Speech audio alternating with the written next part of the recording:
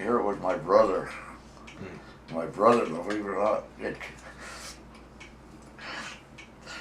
he'd come from the 12th Corps headquarters up to the front line to see me, and we had a visit for a couple hours, and he had to go back on the mail truck, and all he told me was just take care of yourself was all he could tell me, you know. And the next day, they loaded us and they took us to this town.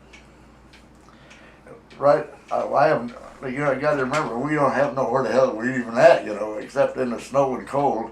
And he took us to this little village there, and in the middle of the night, it was so bitter cold out. It's the coldest winter in 40 years there anyhow.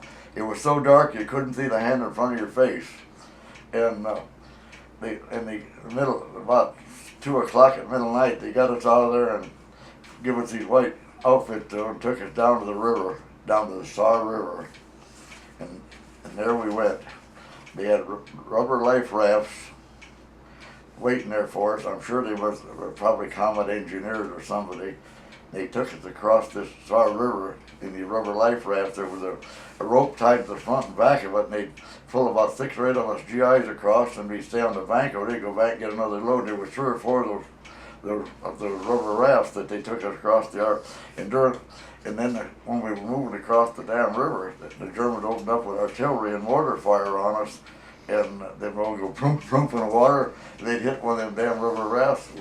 We'd have been gone because we only had our full pack and our rifles and ammunition and all that. So we got on the other shore, and we had to make a run for it. There was a railroad track, I would say probably half a mile or something like that, or a quarter of a mile over there, and right in the middle of that big field. It got daylight then, and we could see, and we had to make it.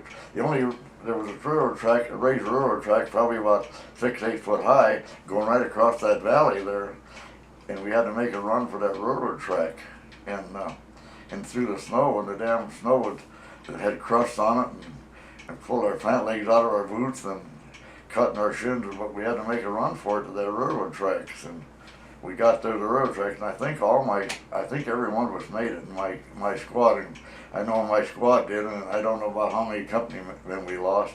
But as we went across the field, the damn Germans opened up this little town off to the right with machine gun fire on us, see, and we were running for our damn life, really, truly.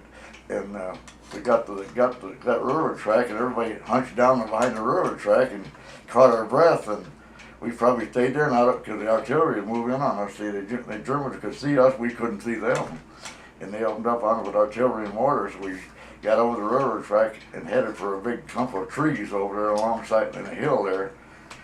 And we got there, the clump of trees, and there the artillery, and you couldn't dig a foxhole or nothing. The ground was froze solid. It was dead of the winter, and the ground was frozen. And the Germans kept opening up on us with artillery fire, and they was blowing the top out of those trees and stuff, and